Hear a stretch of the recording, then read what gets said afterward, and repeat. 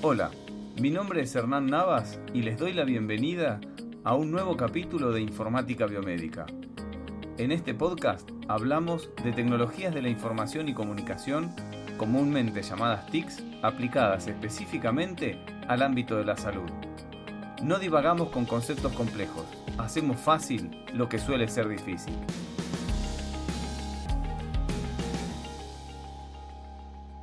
En este podcast vamos a hablar de la relación médico-TICs-paciente. Es decir, que vamos a ver cómo y cuánto influyen las tecnologías de la información y comunicación en la relación entre el médico y el paciente. Hay un montón de cambios que vinieron para quedarse. Por ejemplo, la teleconsulta.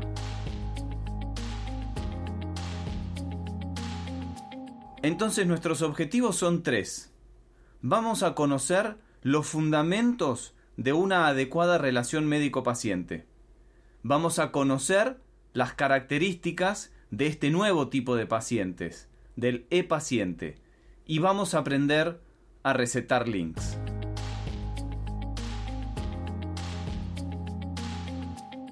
Empecemos por el principio.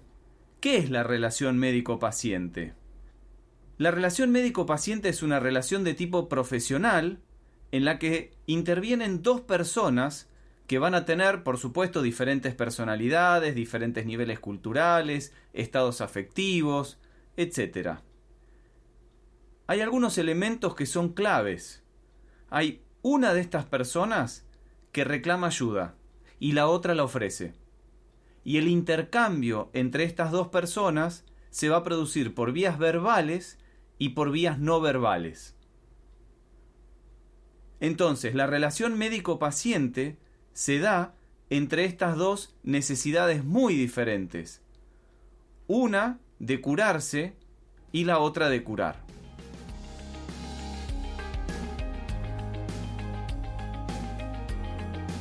Para que la relación se dé en términos de justicia, tenemos que plantear tres aspectos elementales: la empatía, la aceptación y la veracidad. La empatía es, como personas nos gusta que nos quieran y que nos expresen ese afecto. Esa es la empatía. Ahora, la clave para el médico está en estar con el paciente sin ser el paciente. ¿Qué es la aceptación? La aceptación en términos morales es: nos debe interesar lo que la gente hace y no lo que la gente es. La moral, en medicina, nos tiene que servir para ser cada vez más justos con los pacientes y no jueces de los pacientes. Y la veracidad es que no hay una justificación ética para el engaño. Pero, un detalle: así como el enfermo tiene derecho a saber, hay ocasiones en las que tiene derecho a no saber, siempre que ese saber no dañe a terceros.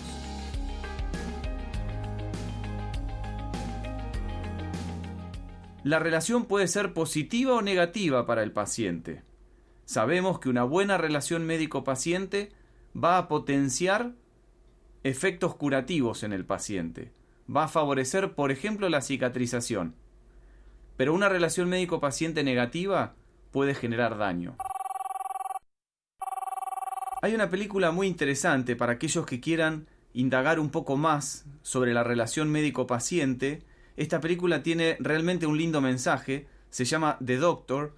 Es del año 1991 y trabaja William Hart, que es el mismo que hace de secretario de Estado en Avengers. La película es interesante porque comenta la vida de un médico bastante particular, con una relación médico-paciente bastante particular con sus propios pacientes, que se ve transformado en paciente. Por una circunstancia de la vida pasa a ser paciente. Y él empieza a vivir en primera persona los efectos de una, vamos a decirlo así, no tan adecuada relación médico-paciente con los médicos con los que él le toca tratar. No les voy a comentar nada más, pero aquellos que quieran conocer un poquitito más sobre la relación médico-paciente se las recomiendo. The Doctor, del año 1991, con William Hart. ¿La relación médico-paciente siempre fue así? No, por supuesto que no. Al principio, al comienzo de todo, la relación fue totalmente asimétrica. El enfermo estaba incapacitado, en una situación de sufrimiento o invalidez, y no podía tomar decisiones. En un lugar completamente opuesto estaba el médico, único dueño del saber, que decidía por sobre el inválido. La autoridad del médico era inobjetable, prácticamente celestial, porque se decía que sus habilidades y saber habían sido delegadas por el mismísimo Dios. Recién en el siglo XX, a fines del siglo XX, el paciente comienza a tener derechos reales. En el año 1973, la Asociación Americana de Hospitales aprobó la primera Carta de Derechos del Paciente, que suponía el reconocimiento oficial del derecho de ese enfermo a recibir una completa información sobre su situación clínica y a poder decidir entre las opciones posibles, como un adulto autónomo y libre que es. Entonces se dice que a partir de ese momento el enfermo deja de ser paciente, es decir, un ente pasivo, para convertirse en agente de cuidado, de su propio cuidado.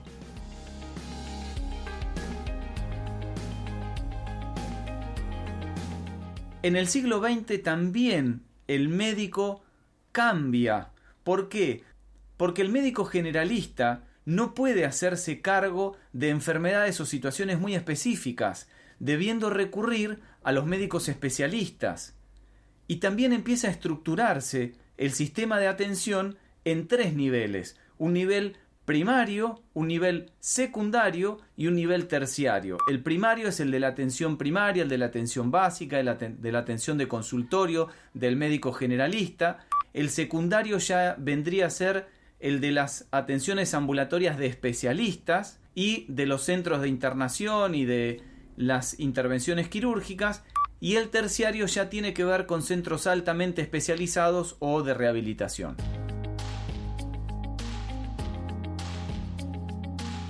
¿Qué pasa con la tecnología en el consultorio? En ese punto de consulta, en ese punto de contacto entre el médico y su paciente.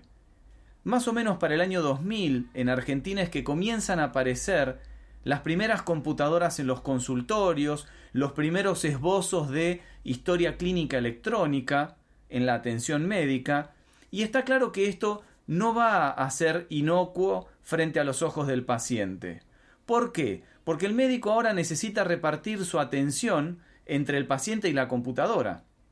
El médico necesita de la computadora para verificar información, necesita de la computadora para revisar el historial médico del paciente y a su vez necesita del paciente como fuente de información. Entonces, ¿qué va a pasar frente a los ojos del paciente si el médico le presta más atención a la computadora que a él?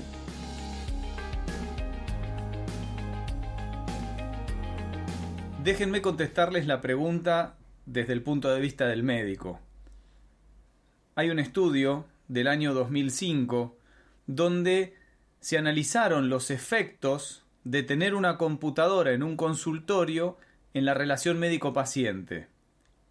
Y las conclusiones son muy interesantes porque lo que plantean las conclusiones es que la computadora en sí no es una entidad ni buena ni mala, no perjudica ni beneficia por sí misma nada, pero en este caso lo que el estudio concluye es que si el médico, previo a la incorporación de las tecnologías en el consultorio, no tenía una adecuada relación médico-paciente, la incorporación de las tecnologías van a mantener ese mismo tipo de relación. Y si el médico tenía, en cambio, una buena relación con sus pacientes, la tecnología no viene a perjudicar esa relación que el médico ya tenía, sino que por todo lo contrario la acompaña.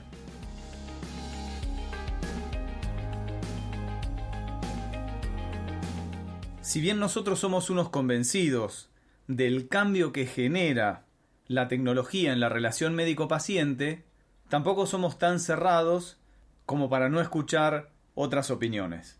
Así que le voy a ceder virtualmente la palabra a Julián Ezquerra, que es un secretario general de la Asociación de Médicos y Titulados Superiores de Madrid, que él va a dar su opinión con respecto a la tecnología en la relación médico-paciente. Yo creo que la relación médico-paciente no ha cambiado. Lo que ha cambiado es que nos han puesto entre el médico y el paciente un instrumento que artefacta un poco esa relación, pero la relación sigue siendo la misma. O sea, yo creo que el concepto de relación médico-paciente no debe cambiar o no debería cambiar por el hecho de introducir tecnologías que interponen entre ambos, pues es una especie de barrera. ¿Qué es lo que está pasando? Las tecnologías que nos han puesto encima de la mesa a los médicos son tremendas, son muy buenas, son eficaces, bien utilizadas. Creo que es un avance considerable que debemos saber utilizar, pero también tenemos que ser lo suficientemente listos como para no olvidar que lo importante de la relación médico-paciente es el cara a cara, el hablar, el diálogo, el establecer ese contacto visual que muchas veces hemos perdido como consecuencia de interponer entre los dos, ya digo, esas pantallas, esos teclados, ese mirar a otro lado mientras el paciente te está contando qué te pasa y estás escribiendo, ¿no? Entonces, tecnología así, bien utilizada, fundamental. Yo creo que hay que adaptarse a los tiempos, estamos en el siglo XXI, pero lo que es el concepto básico de la relación médico-paciente no podemos olvidarla. Seguimos el ciclo de entrevistas virtuales y opiniones virtuales. En este caso le voy a ceder la palabra al doctor Ignacio Hernández Medrano, que es neurólogo y es adjunto a la dirección ejecutiva del Instituto Ramón y Cajal de Investigación Sanitaria, también de España, que también va a compartir con nosotros su opinión sobre la tecnología y la relación médico-paciente. Y hay una brecha digital, los no nativos digitales, y yo me incluyo, porque los nativos digitales son de 25 para abajo o de 20 para abajo, pues tienen que hacer un proceso de aprendizaje, estamos de acuerdo. A mí me da mucho la atención, estoy en contacto con desarrolladores de software y que están metiéndose en el sector salud, porque resulta que es muy interesante para los tecnólogos, y es verdad que tienen una tendencia a olvidar el carácter antropológico de una persona que enferma, es decir, la necesidad que tiene un enfermo del ritual, ¿no? De tocar ese contacto humano, y es llamativo a veces cómo se olvida cuando uno está en el lado de la tecnología que la inmensa mayoría de los pacientes, como muy bien apuntabas, que entran en nuestra consulta, yo soy neurólogo, pues efectivamente no tienen un nivel de alfabetización, digámoslo así, suficiente para entender una aplicación móvil, un iPad, un correo electrónico, hablando de tecnologías de la información, que es de lo que estamos hablando. En ese sentido, yo me alineo contigo en la idea de que estamos viviendo el principio de lo que va a venir. Y para finalizar, le voy a ceder la palabra a Antonia Gimón, que es vicepresidenta segunda de la Plataforma de Organizaciones de Pacientes. Pero que no podemos mitificar que las tecnologías lo solucionan todo y lo hacen todo. No es verdad. No es verdad. Que la relación de médico-paciente ha cambiado gracias a las nuevas tecnologías en algunos casos, no en todos. O sea, no se puede en este momento generalizar. Llegaremos a un momento en que sí, que lo hagamos, ¿no? Pero no es el momento. Hay patologías, enfermedades, casos que son más fáciles de controlar por una aplicación que se ponga en el ordenador. ¿Esto en el móvil? Sí, pero hay otras que no. Yo, que soy mujer de cáncer, no puedo hacerlo por el móvil, ¿no? Podré consultar, pero tendrá que estar el oncólogo para poderme dar una respuesta, o la enfermera de oncología, o alguien tendrá que estar. Pero para eso tienen que cambiar muchas cosas. Y eso se llama invertir. Y esto es así. O sea, no lo vamos a pintar todo, que esto se hace de la noche a la mañana por voluntarismo de los profesionales y de los pacientes. Esto lleva consigo unos costes que son formación a los profesionales, y cuando digo profesionales digo a todos los que entran dentro del sistema y a nosotros. Y también nosotros tenemos que cambiar y tenemos que ir al médico con la idea de lo que vamos a pedir. ¿Por qué vamos al médico? Nos tenemos que preguntar primero, no por una cosa que podemos solucionar. Pero también tenemos que advertir a los pacientes que al entrar en páginas y páginas, San Google nos dice un montón de información. El problema es luego saber si esa información es. Yo conozco casos que van buscando su caso concreto para que les dé la solución San Google, y no, porque somos únicos y exclusivos y cada uno tenemos una patología. Lo que comentabas antes de que ves una foto y tal y puedes decir, perfecto, a mí me parece estupendo, o los médicos de la piel, que les haces una fotografía y te dicen, pues no te preocupes, el famoso miedo al melanoma, ¿no? Bueno, pues esto es así, pero tiene que venir. Ahora no podemos decir que esto está solucionado, estamos en vías de ello, y bienvenida sea la tecnología. Pero también tenemos que tener cuidado y no tenemos que perder, por favor, nunca, y os lo pido a los médicos, ese sentido humanista de la medicina. Porque si perdemos eso, hemos perdido todo. Como habrán escuchado, es un popurrí de opiniones hay detractores y hay gente que está a favor. En lo personal entiendo que las tecnologías han cambiado realmente la relación médico-paciente. Nosotros decimos que la relación ahora se llama relación médico-TICS-paciente. Quizás no sea tan así, pero la incorporación de tecnologías en la consulta médica o en el contacto entre el médico y el paciente han generado un cambio cultural muy grande. Tan grande es el cambio que han generado las tecnologías de la información y comunicación en la relación entre el médico y el paciente que aparecen 3 elementos nuevos. Aparece el e-paciente, el e-doctor y la e-consulta. Todas las denominaciones E inicialmente son por electrónico. Antes de empezar a hablar de estos 3 nuevos elementos o de esta nueva generación de elementos existentes, porque el paciente, el médico y la consulta ya existían, pero están en una situación diferente, antes de empezar a hablar de cada uno de ellos, los quiero dejar unos minutos con unas palabras de Santiago Bilinkis, que es un tecnólogo, un pensador, un emprendedor, que habló de la relación médico-paciente y la tecnología en el siglo XXI. No les adelanto más, los dejo con él, escúchenlo y después seguimos. El lugar del médico en el siglo XXI no es el lugar del médico en el siglo XX.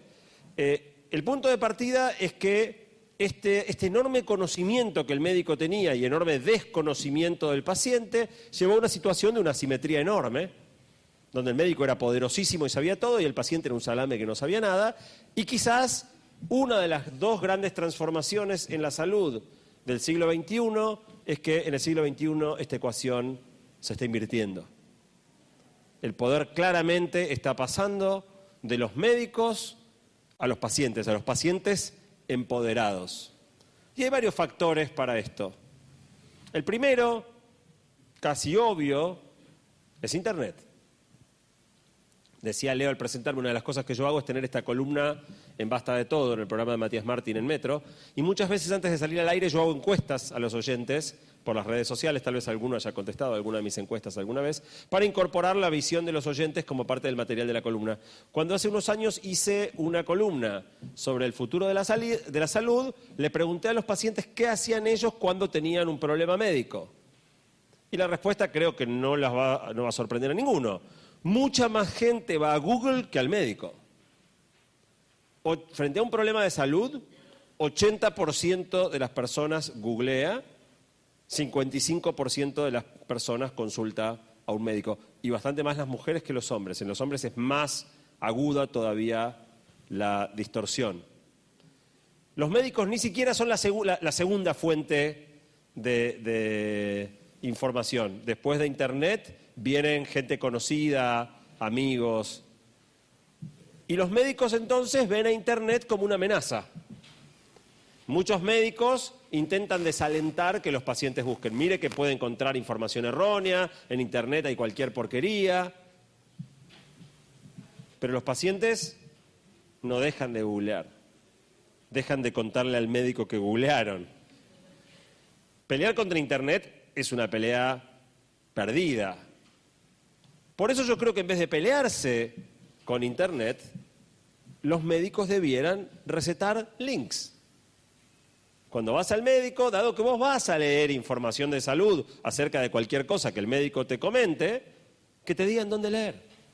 Mire, Bilinkis, yo sé que usted va a leer, bueno, vaya a esta página y lea ahí que ahí la información es confiable. Y el segundo desafío es construir esas páginas de información confiable. Esos sitios de referencia donde, dado que la gente va a buscar en Google, bueno, que encuentre buena información. Es muy interesante el planteo sobre el uso de Google en lugar de ir al médico. Nosotros hablamos largo y tendido, diría mi padre, sobre la tecnología de la información y comunicación y cómo los médicos la usan. Venimos hablando desde hace tiempo cómo buscar efectivamente información en Internet, cómo capacitarnos más. Partimos del concepto del crecimiento exponencial de la información. Entendimos que no había posibilidad de que supiéramos todo, con lo cual teníamos que aprender a buscar. Era imprescindible que como médicos supiéramos buscar información en Internet para estar capacitados, para estar al día, para conocer los últimos avances sobre un determinado tema. Y aprendimos herramientas y recorrimos un camino juntos de diseños de estrategia, de uso de operadores booleanos, todo para poder llegar a la información que necesitamos. Todo lo hicimos para poder obtener información confiable, fidedigna, precisa, que responda la pregunta que nos hacemos, porque el otro aspecto que teníamos y sobre el cual también nos basamos, no solamente en el crecimiento exponencial, sino que también nos basamos en los interrogantes del médico. El médico se plantea preguntas prácticamente con cada uno de los pacientes que atiende, con lo cual es imprescindible poder resolver esas preguntas y resolverlas de manera adecuada y de manera precisa para tomar las mejores decisiones con nuestros pacientes. Vimos que una de las formas de buscar información, la más básica, la más simple, es utilizando Google. Y después vimos otros buscadores, aprendimos a utilizar algo mucho más específico como Google Académico y algo realmente mucho más específico para el ámbito de la salud que tiene que ver con PubMed. Ahora, ¿ustedes creen que los pacientes esto no lo hacen?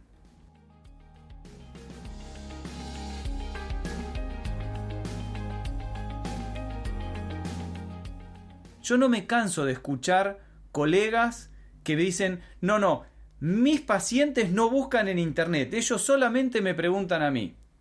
Fíjense lo que decían Bilinkis en su encuesta.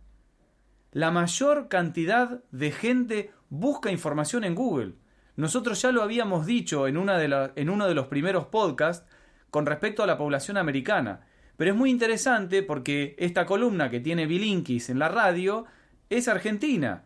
Y esta información que ustedes escuchan y estos porcentajes, si bien no es un estudio científico, no es algo que sea estadísticamente representativo, no importa, pero es un pedazo de realidad.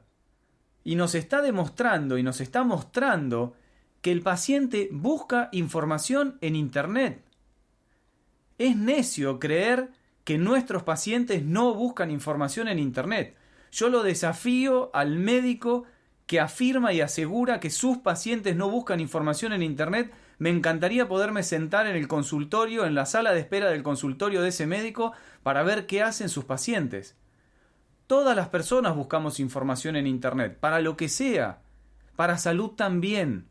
Entonces, la tecnología cambió definitivamente la relación médico-paciente. No sé si la hizo mejor o no sé si la hizo peor, pero la cambió. Tengamos claro que los pacientes buscan información en Internet. Lo mejor que podemos hacer, para no adelantarme a lo que va a venir después, es no neguemos esa condición. ¿El paciente busca información en Internet? Sí. Muy bien. Ayudémoslo entonces.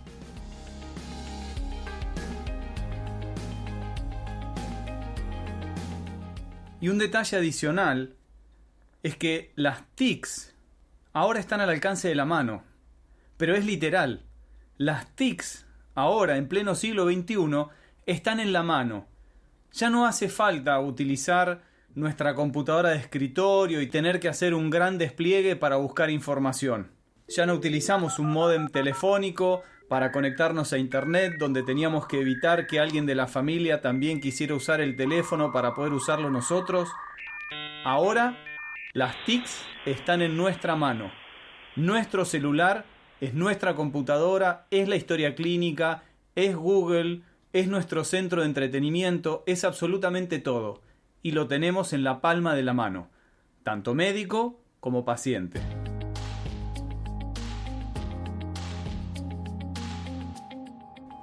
El e-paciente tiene la E por ser electrónico, porque este paciente va a utilizar la tecnología para acceder a la información y para estar conectado en cualquier lugar y en cualquier momento. También es E por estar empoderado. Empoderado es aquel que se hizo de cierta autoridad, influencia o conocimiento para hacer algo. Esta autoridad o conocimiento es brindado en parte también por el acceso a la información, porque el acceso a la información facilita y favorece el autocuidado, la independencia, y además porque le permite mayor igualdad en la comunicación con el profesional de salud. Pero también es empoderado por las leyes y las normas. Acuérdense de la Ley de Derechos del Paciente, de la que hablamos en el podcast de Ética en las Redes Sociales. ¿Cómo usa las TICs nuestro paciente?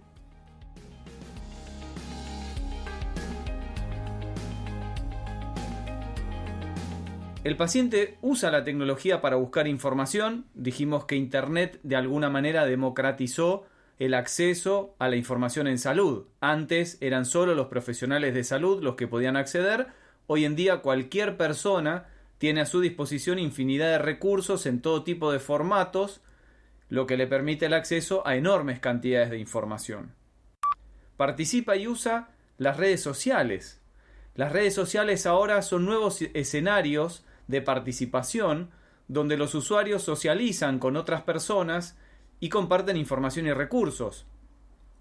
Habitualmente lo hacen con fines personales de tipo lúdico, pero también en relación con su salud. Este paciente también utiliza los foros y las comunidades de pacientes, tanto en forma libre, a través de foros informales que se generan alrededor de diferentes temas de salud, como en redes específicas, como son, por ejemplo, los foros de ayuda en enfermedades crónicas o comunidades de pacientes. Los pacientes van a utilizar estos espacios para buscar a otras personas en la misma situación. Van a tratar de dar o buscar apoyo o entablar comunicación con profesionales o instituciones sanitarias. Y a su vez, también utilizan las TICs en espacios digitales de tipo informal. La capa social que impregna todo Internet ha convertido a cualquier espacio digital, un blog, una web institucional o las aplicaciones móviles, por ejemplo, en sitios susceptibles de participación en salud digital, donde los pacientes van a compartir su información, van a consultar dudas y van a establecer canales de comunicación. De esta forma, las conversaciones sobre temas de salud se han descentralizado y se producen en cualquiera de estos espacios digitales.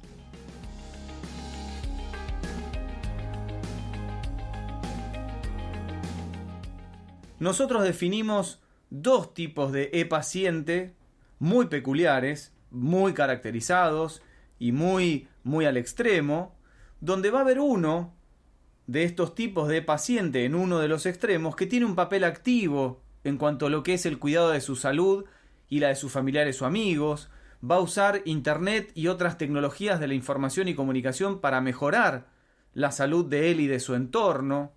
Son estas personas que pierden la connotación pasiva del término paciente y empiezan a buscar de forma activa información de salud, participar en foros, en redes sociales, buscan de comunicarse y de establecer relaciones con otros pacientes, con profesionales e instituciones de salud a través de Internet, buscan de entender los síntomas y de resolver los problemas.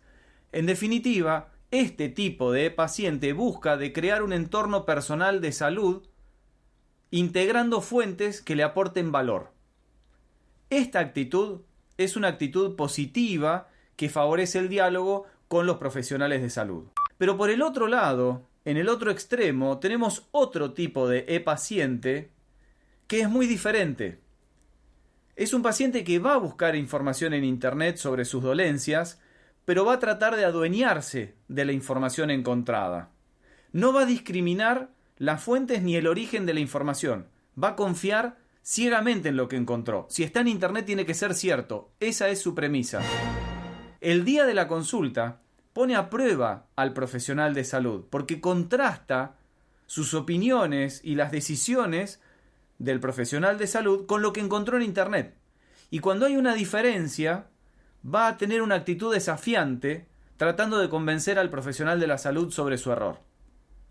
Le va a exigir a este mismo profesional que le realice los estudios y el tratamiento que él encontró en Internet.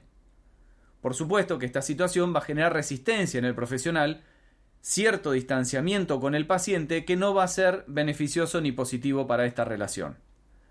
También es muy probable que este paciente intente con varios médicos hasta encontrar aquel que le repita lo mismo que él encontró en Internet. Entonces ahí está conforme, ahí detiene su cruzada porque encontró a su profesional ideal.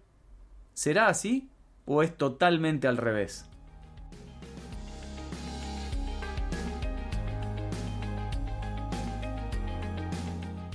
El nuevo formato de consulta, la e-consulta, en realidad ya tiene un nombre distinto, un nombre particular, que todos estamos escuchando en estos días, que tiene que ver con la teleconsulta o la telemedicina. El cambio más importante tiene que ver con el acercamiento entre el médico y el paciente, pero a través de, en general, una videollamada. Si bien podemos creer que esta forma de consulta es de la era moderna y pertenece a los últimos cambios generados por las TICs, la realidad es que esto no es así. La comunicación de información asistencial por vía radial es de principios del siglo XX. En América Latina hay experiencias en comunidades aborígenes en la selva del Amazonas que se dieron más o menos a partir del año 2001. Pero como les decía, a principios del siglo XX ya fue utilizada este tipo de tecnología, por ejemplo, durante la Primera Guerra Mundial, donde se establecieron las radiocomunicaciones fundamentalmente entre los buques para transmitir información médica sobre los heridos. La teleconsulta, este nuevo formato de consulta de videollamada, también se da entre profesionales de la salud. Es decir, que la teleconsulta puede ser desde un paciente a su médico o de un médico a otro médico. El formato de la teleconsulta entre médicos viene usándose desde hace muchos años. El Hospital Infantil Garrahan, acá en la ciudad de Buenos Aires, tiene experiencia en el seguimiento de pacientes desde hace más de 10 años. El Hospital Italiano de Buenos Aires también tiene programa de seguimiento de pacientes trasplantados que se hace a través de la teleconsulta. Entonces, si bien es un término que estamos escuchando mucho ahora, sobre todo por la pandemia de COVID-19, sepan que este término viene de hace muchísimo tiempo, de principios del siglo XX, y que además la teleconsulta se viene utilizando en Argentina desde hace mucho tiempo, a pesar de todavía no tener una norma, no tener una ley que lo reglamente y que le dé un marco legal a este tipo de consulta.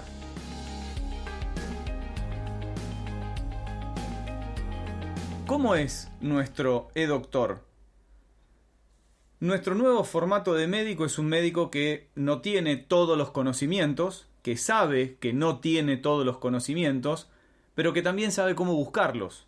Tiene habilidades en la búsqueda y recuperación de información, porque sabe y conoce las limitaciones que tiene.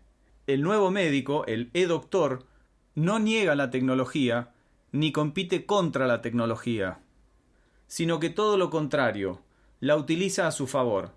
El e-doctor tiene muy claro que no se va a acordar de todo ni que puede procesar información más rápido que una computadora. Por eso utiliza la historia clínica electrónica.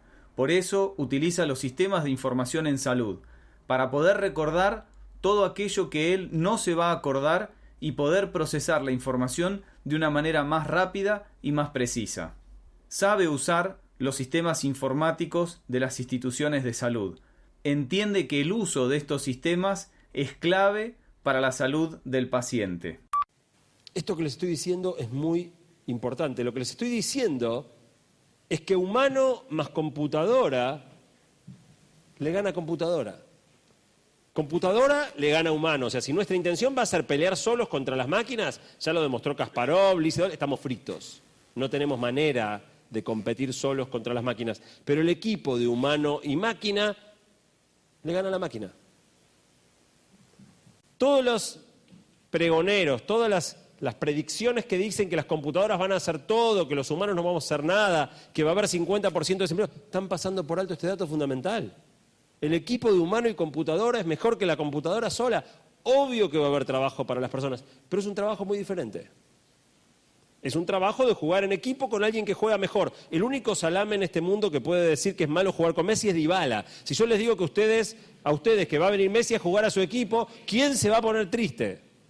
Bueno, va a venir Messi a jugar a nuestro equipo. Esa es la buena noticia. Pero cuando tenés a Messi en tu equipo, no jugás más de enganche. Y la gran barrera para esto es el ego. Esto no quiere decir que vayan a desaparecer los médicos. Esto quiere decir que los médicos, igual que cualquier otra profesión, van a tener que ser centauros. Una criatura híbrida que reúne en uno al humano y la máquina. Un detalle. El uso de los sistemas informáticos genera una situación particular, peligrosa, que se llama deriva cognitiva. ¿Qué es la deriva cognitiva? Es la distracción en la persona, en el usuario, en este caso el médico, que se genera por la espera que hay entre el clic realizado por el médico y la información provista por el sistema. Es decir, si el médico está trabajando sobre la historia clínica y cada una de sus acciones tiene un tiempo de demora en la información que se ve en la pantalla, esto puede hacer que el profesional de la salud se distraiga y no siga pensando en lo que estaba pensando antes, sino que empiece a pensar en otra cosa. Este concepto es la deriva cognitiva, distraerse mientras uno espera una respuesta por parte de un sistema informático.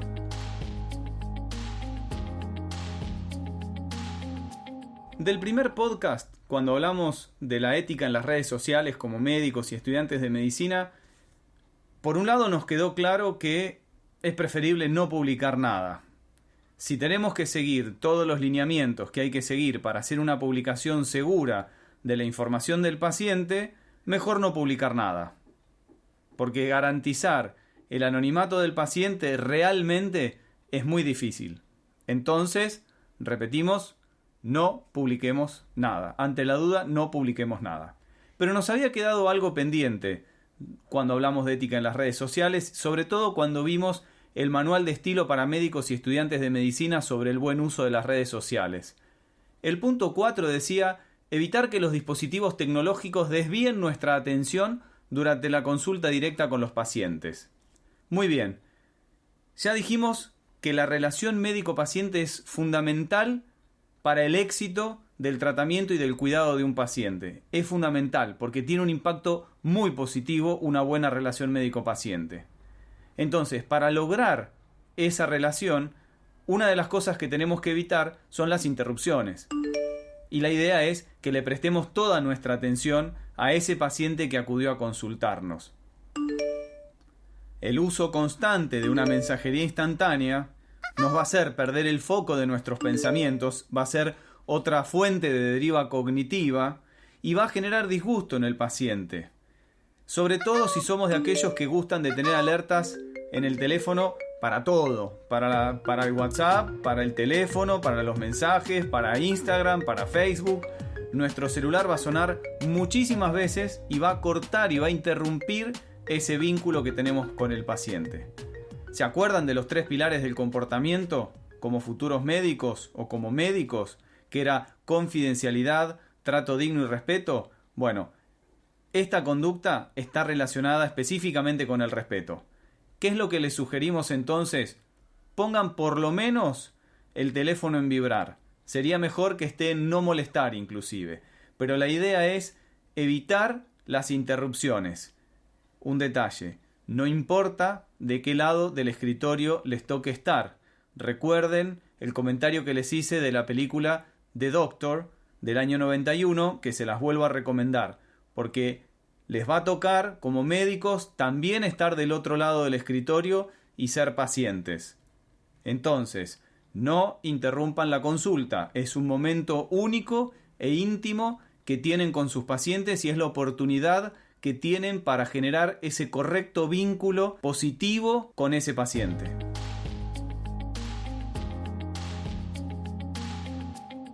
Y ahora una pregunta obvia. Si sabemos que nuestro paciente busca información en Internet, ¿por qué no lo ayudamos? ¿Por qué no, además de recetar medicamentos y pedir estudios, por qué no recetamos links? ¿Por qué no le recetamos páginas con información que nosotros mismos sabemos que es de calidad y que es confiable? El paciente se oriente y se informe por páginas de absoluta credibilidad. Nosotros, en este sentido, son páginas actualmente asépticas, independientes, no financiadas por nadie. La sociedad asume los costes de esa web de pacientes y, pues, por ejemplo, cuando ustedes entran a la página del Ministerio y ponen artrosis, les mandan a ustedes a osteoartritis. Mucha gente pues dirá, ¿esto qué es? Nosotros directamente vamos a artrosis. Les invito a que entren. Y tenemos dos opciones. La primera sería recetarle páginas que nosotros ya conocemos, que tienen una calidad internacional, que están referenciadas, que pertenecen a sitios muy importantes, y de esa manera nos aseguramos que la información que va a leer el paciente es la información que tiene que leer, que necesita leer, que realmente va a resolver su necesidad de información y que va a ser confiable, que va a ser fidedigna. Sitios conocidos, por ejemplo, que sabemos que tienen una calidad reconocida a nivel internacional, son Medline Plus, UpToDate, Drugs.com, Mayo Clinic, el Instituto Nacional del Cáncer de Estados Unidos, la Organización Mundial de la Salud, la Organización Panamericana de la Salud, el Centro para el Control y Prevención de Enfermedades de Estados Unidos.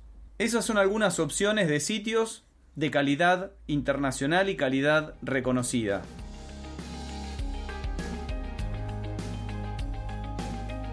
También, la otra opción que tenemos es analizar nosotros otras páginas, otro tipo de páginas, para recomendarle al paciente, o bien preguntarle al paciente cuáles son las páginas que frecuenta y hacer nosotros el análisis de calidad sobre lo que el paciente está leyendo. ¿Se acuerdan cuando hablamos en el podcast de calidad de la información biomédica sobre la guía de la Red Nacional de Biblioteca de Medicina de Estados Unidos? Dijimos que hay 5 puntos básicos que tenemos que evaluar en una web que habla de salud: precisión, autoridad, sesgo u objetividad, corriente u oportunidad y cobertura. Si tienen alguna duda de estos 5 puntos, recuerden que lo vimos en el podcast de calidad de la información biomédica. Pero si el paciente viene con una web que él frecuenta habitualmente, nosotros podemos evaluar estos 5 puntos y hacerle una devolución al paciente sobre si le recetamos esa página web o le recetamos otra. Y recuerden también, por último, que existe una marca en las páginas que son de salud y que cumplen con ciertos criterios de calidad, que es el sello del Home Code, que certifica que el sitio adhiere a los 8 principios de Health on the Net Foundation, asegurando la calidad de este.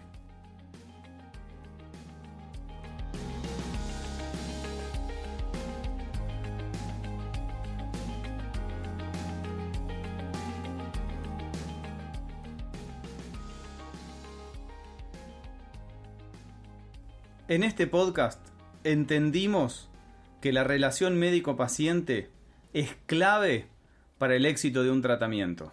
Conocimos que con los años la relación, que comenzó siendo extremadamente asimétrica, ha pasado a ser bastante más simétrica, donde el paciente ya no es pasivo, sino que el paciente también es un agente que toma decisiones en cuanto a su salud. Entendimos que las tecnologías vinieron a generar un cambio profundo en el contacto entre el médico y el paciente, en esa relación que nosotros definimos como relación médico-TICS-paciente. ¿Por qué?